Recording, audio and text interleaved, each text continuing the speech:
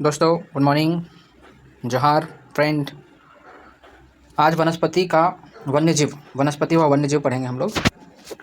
किसी क्षेत्र विशेष के प्राकृतिक रूप से उगने वाले पेड़ पौधों समूह को वनस्पति कहा जाता है। अप्राकृतिक वनस्पति पेड़ पौधों को वह समूह जो बिना मानवीय सहायता से उगता है, खुद से, बिना मानव नहीं, जैसे कोई रोपता उपता नहीं है, तो उसको प्राकृतिक वनस्पति कहते हैं।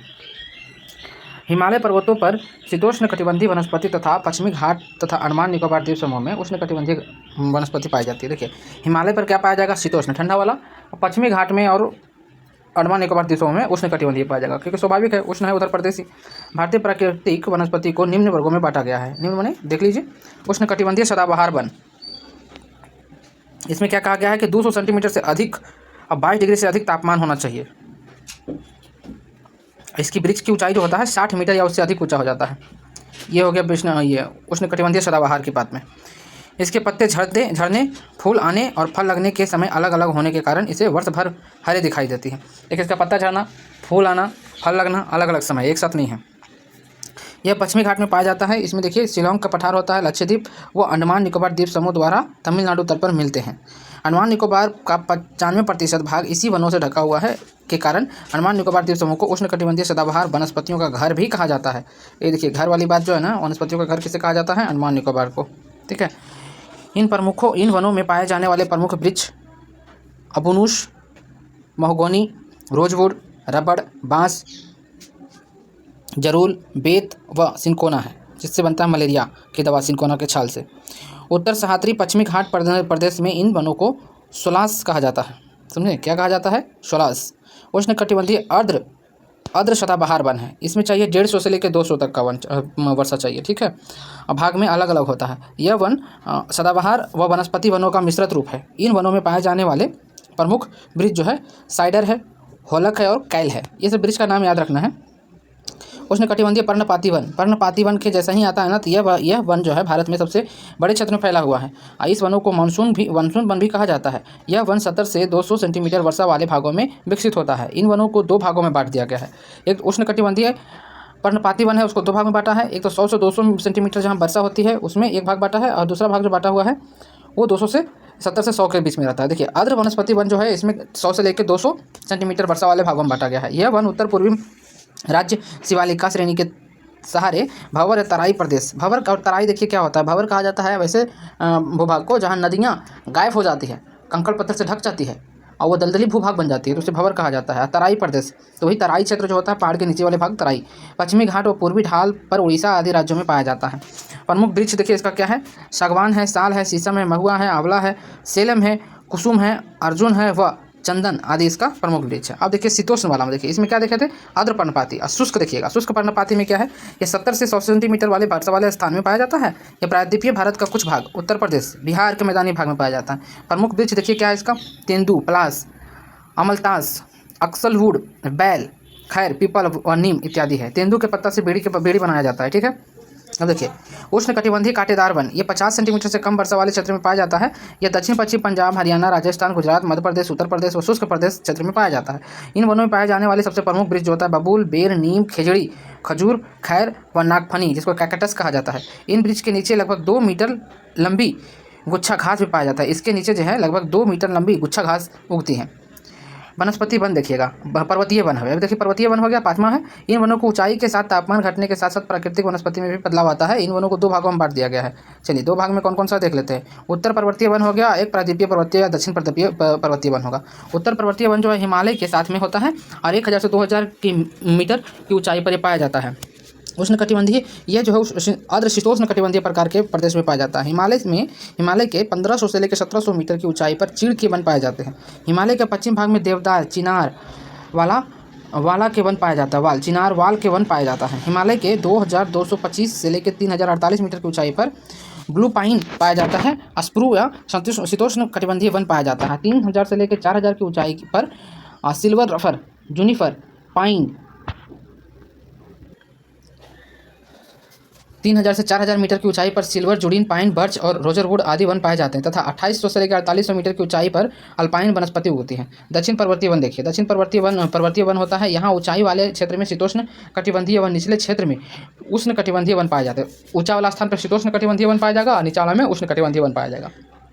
यह वन केरल, तमिलनाडु, कर्नाटक, पश्चिम घाट में पाया जाता है। नीलगिरी, अन्नामलाई व पलानी की पहाड़ियों पर उगते हैं। इसका शीतोष्ण कटिबंधीय वन को सोलास कहा जाता है। देखिए शीतोष्ण जो कटिबंधीय वन होता है ना, जो ऊपर उगता है पहाड़ पे, उसको कहा जाता है सोलास।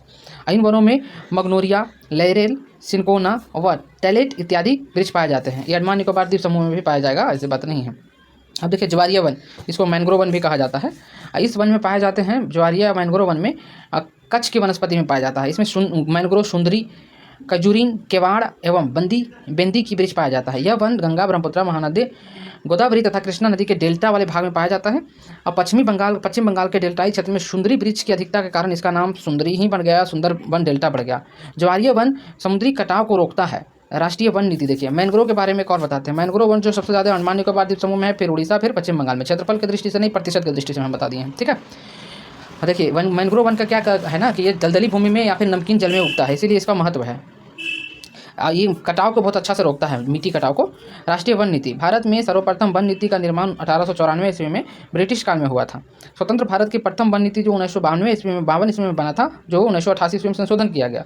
राष्ट्रीय संशोधन वन नीति जो है 1988 ईस्वी में प्रस्तावित किया गया था। भारत में 33% वन क्षेत्र को प्राप्त का लक्ष्य रखा गया तथा मैदानी भाग में 20% तथा पर्वतीय भाग में 60% वन क्षेत्र का लक्ष्य रखा गया। देखिए कुल मिलाकर 33% होना चाहिए कुल भूभाग का, मैदानी भाग में 20% चाहिए और पर्वतीय भाग में जो 60% चाहिए वन का क्षेत्र होना चाहिए। तो ये रखा गया कब, 1988 का जो संशोधन हुआ था उसमें ये बात को बोला गया था, ठीक है। अब देखिए आगे बढ़िए। जयमंडल निश्चय, जयमंडल जो है वर्तमान भारत में 18 जयमंडल निश्चयों की संख्या है, जिसमें से 12 जयमंडल निश्चय को यूनेस्को की सूची में शामिल किया गया है। कुल कितना जयमंडल है, तो 18 को। इसमें से कितना जयमंडल सूची में शामिल किया गया है, तो सूची में शामिल किया जाने वाला जो है ना वो कितना है, सूची में जो शामिल किया गया है वो शामिल किया गया है 12 को, ठीक है। 12 को सूची में शामिल किया गया है, राइट। यूनेस्को की सूची में भारत का पहला जयमंडल निचल, नीलगिरी तथा 12वां जयमंडल जो बना है पन्ना जो जयमंडल है ना, यूनेस्को की सूची में आने वाला 12वां जयमंडल है ये। शिमला शामिल किया गया, सॉरी 18 जयमंडल इसमें कुल है। पूछा जाता है कितने जयमंडल है, तो 18 हमारे पास है, राइट। चलो अब देखो कौन कौन सा जयमंडल है। नीलगिरी तमिलनाडु, केरल, कर्नाटक में है। नंदा देवी जयमंडल जो है उत्तराखंड में है। नोकरेक जो है कहाँ पे है, तो मेघालय में। पूछता है नोकरेक कहाँ है, तो मेघालय में। मन्नार की खाड़ी तो सबको पता है तमिलनाडु में। नीलगिरी भी सबको लगभग पता ही है। नंदा देवी उत्तराखंड में, ये भी सबको पता है, ठीक है। तो पता क्या नहीं है, तो पता नहीं है तो नोकरेक मेघालय में है, ठीक है। अब चलिए अब आगे बढ़ते हैं। इसमें देखिए 18 है ना। सुंदरवन का जो है पश्चिम बंगाल में है। मानस कहाँ पे है, सुंदरवन पश्चिम बंगाल में। मानस कहाँ पे, असम में। मानस तो असम पर है। पेचपंदी जो मध्य प्रदेश में पेच फंस गया था, ठीक है। ग्रेट निकोबार में कौन सी, अंडमान निकोबार है। सिमलीपाल में उड़ीसा है।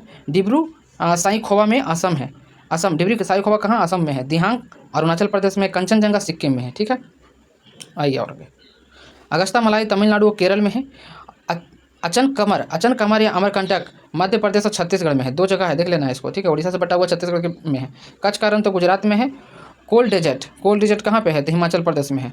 शेषाचलम पहाड़ी आंध्र प्रदेश में है। पन्ना कहाँ है, तो मध्य प्रदेश में। हीरा का खान भी है। पन्ना क्या है, हीरा की खान है, ठीक है। गाना नहीं है एक, आप सुने हैं ना गाना। क्षेत्रफल की दृष्टि से सबसे बड़ा जयमंडल जो है निश्चय, कच्छ का रण एवं सबसे छोटा जो डिब्रू खोखाई है। देखो क्षेत्रफल की दृष्टि से सबसे बड़ा जयमंडल कौन सा है, तो कच्छ का रण है जो गुजरात में है। और सबसे छोटा जो कौन सा है, डिब्रू खोखाई है। कहाँ डिब्रू खोखाई बाबू, तो ये असम में है। देखिए अभी पढ़ा है डिब्रू खोखाई असम में, डिब्रूगढ़ से याद रखिएगा। वन्य जीव संरक्षण अधिनियम कब आया है, तो 1972 में आया है, ठीक है। और वन्य जीव संरक्षण अधिनियम 1972 में आया है। और वन्य नीति कब आया था, तो 1894 में, फिर 1952 में और फिर 1988 में। इसको लागू 2 बार संशोधन किया गया है, ठीक है। अब देखिए वन्य जीव अभ्यारण्य नीति कब आया, तो 72 में आया है। इस अधिनियम के तहत जो है राष्ट्रीय उद्यानों एवं वन्य जीव को जो है ना अभ्यारण्य को स्थापित करना था। राष्ट्रीय उद्यान किसको कहते हैं, ऐसे क्षेत्र, देखिए बहुत गौर से समझिएगा। राष्ट्रीय उद्यान ऐसे क्षेत्र, ऐसे संचित एक ऐसा क्षेत्र जहां विभिन्न प्रकार की वन्यजीव एवं वनस्पति का संरक्षण किया गया है, राष्ट्रीय उद्यान कहलाता है वो, ठीक है। भारत का पहला राष्ट्रीय उद्यान जिम कॉर्बेट राष्ट्रीय उद्यान हेली नेशनल पार्क के नाम से जाना जाता था पहले, जो उत्तराखंड राज्य के रामगंगा नदी के किनारे पर है। रामगंगा गंगा के सहायक नदी है जो बाएं साइड से आके मिलती है, ठीक है। भारत का सबसे बड़ा राष्ट्रीय उद्यान लद्दाख के लेह में स्थित हेमिस नेशनल उद्यान है। हेमिस राष्ट्रीय उद्यान है, लद्दाख के कहाँ पे है, लेह में है, राष्ट्रीय उद्यान है। अब देखिए अभी हम आपको क्या बताएं, ये जो हम आपको बता रहे थे क्षेत्रफल की दृष्टि से जो हम लोग को अभी देख रहे थे जैव मंडल, ये सब जो था जैव मंडल था, ठीक है। अभी हम लोगों ने जो देखना शुरू किया है ये है राष्ट्रीय उद्यान। इसमें वनस्पति को संरक्षित किया जाता है, ठीक है। भारत का प्रथम जो है जिम कॉर्बेट हो गया। अब भारत का सबसे छोटा जो उद्यान जो है अंडमान निकोबार द्वीप समूह में साउथ बटन राष्ट्रीय उद्यान है। देखिए अंडमान निकोबार द्वीप समूह में कौन सा है, तो साउथ बटन नाम है इसका, छोटा हुआ बटन जैसा इसी है इसलिए बटन रख दिया। राष्ट्रीय उद्यान को विस्तृत व्याख्या का इस पुस्तक के विविध विषयों में भारत के राष्ट्रीय उद्यान में की हुई है, ठीक है। इसी पुस्तक में राष्ट्रीय उद्यान के विविध विशिष्ट व्याख्या। वन्य जीव अभयारण्य, अब देखिए अभी राष्ट्रीय उद्यान पढ़े, अब पढ़ते वन्य जीव। ऐसा वन्य जहाँ जानवर बिना किसी भय के रहते हैं। सरकार द्वारा संरक्षित वन, पक्षी विहार, पशु विहार को संयुक्त रूप से अभयारण्य नाम दिया गया है।